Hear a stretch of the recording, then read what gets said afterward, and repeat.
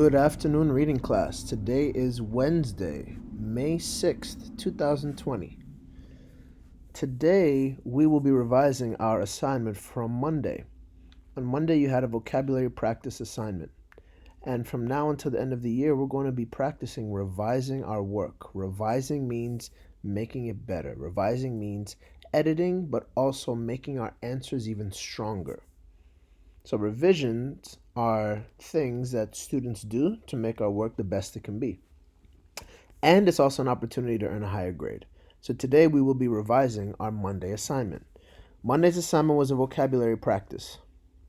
You had 1, 2, 3, 4, 5 questions, and on the 5th question you had some words to fill in.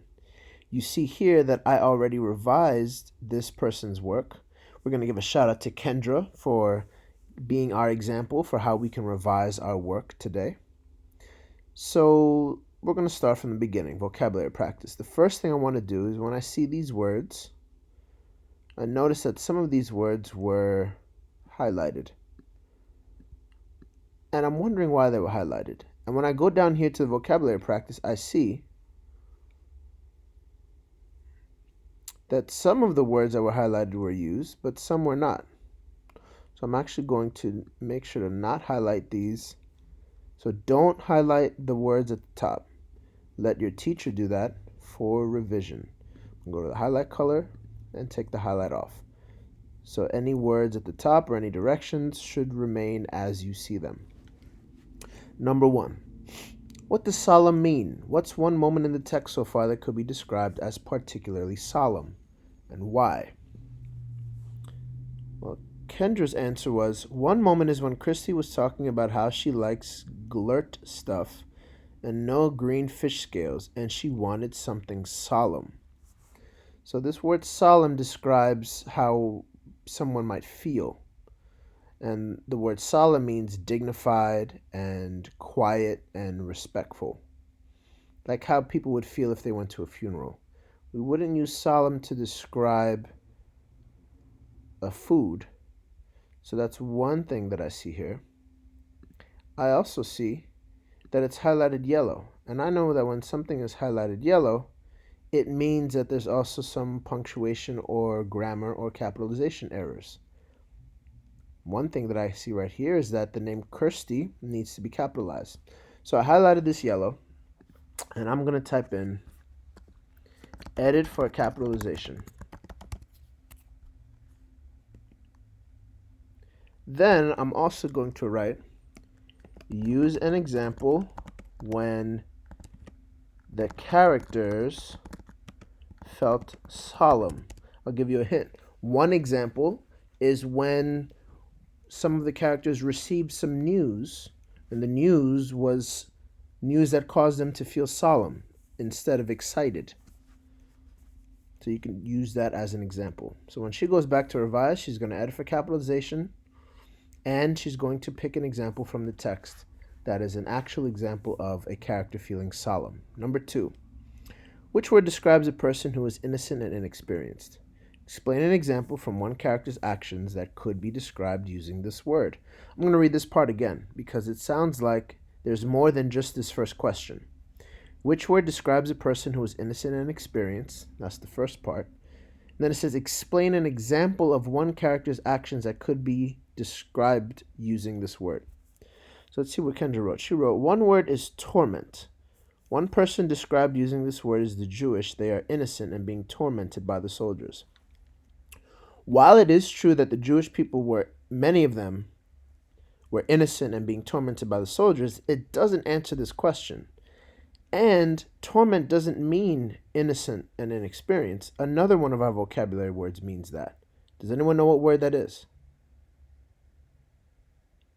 Yes, naive. Naive means innocent and inexperienced. So this vocabulary word is incorrect. I'm going to highlight this red.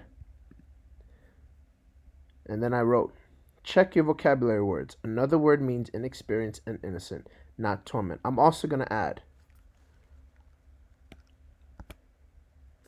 think of an example when a character was, see what happened? I saw the red squiggly line, so it means I made a spelling mistake.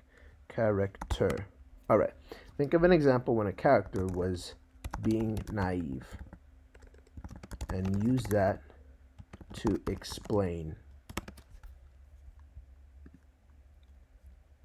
And those are my 2 revision comments for Kendra for number 2. Let's go to number 3.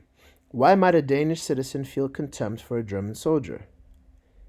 They might feel contempt for a German soldier because they keep holding them captive. So instead of keep, in the past it would be the word kept.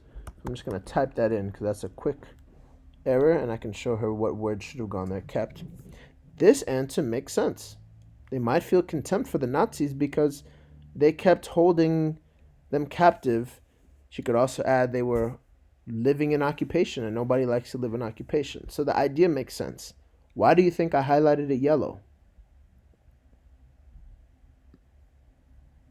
Yeah, if you look closely, there's a capitalization error here.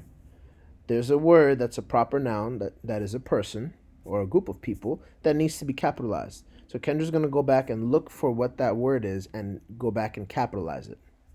So in her revision, she'll capitalize the word that needs to be capitalized and write the word kept instead of keep because we're talking about the past, kept. And number 4. When interacting with a German soldier, would it be wiser for a Danish citizen to show contempt or remain impassive? Her answer was stay passive because if you do and say nothing, the soldiers don't do anything either. So her answer makes sense, but she needs to answer in a complete sentence by flipping the question. How could she flip the question? What would it sound like in this question? Good, I hear some of you saying it out loud. It would be easier for a Danish citizen to show blank or to remain blank because, and I typed it here as an example so that Kendra can see. It would be wiser for a Danish citizen, and then finish your answer, to show contempt because, or it would be wiser for a Danish citizen to remain impassive because. And that's how she would revise that one. Now down to number 5. When it's one-word answers, it's very simple. If I highlight it yellow, it means you have the right answer, but you spelled it incorrectly. If it's green, you're good to go. You spelled it correctly, and it's the correct answer. What does yellow mean again? Say it out loud. Correct. Correct answer, but incorrect spelling. And if it's red, then it's the incorrect answer. So she needs to go back and revise these 2 for spelling. And this one, because another vocabulary word fits. But where is she going to find the vocabulary words? From her head? No. For those who are reading carefully, at the very top, there is your text box with your vocabulary words. You'll use those words to fill in each of these. Not all of them get used, only the ones that make sense. So this is an example of how Mr. Rojas edited your work and gave feedback. And today, Kendra's going to go to her assignment, implement the feedback, and then she can boost this grade from a 2 to hopefully a 3. The same applies to you. Implement all the feedback, look at all the comments, revise according to the comments, and then you'll earn a higher grade for today. There is no new assignment. Your assignment is to go to Monday's edited work and revise it and make your revisions directly into Google Classroom. I've returned all your work to you, so you should have access to it. If you have any questions, as always, meet me in office hours, or you can text me at any time for any question. Wash hands, get rest, and I'll see you in office hours. Peace.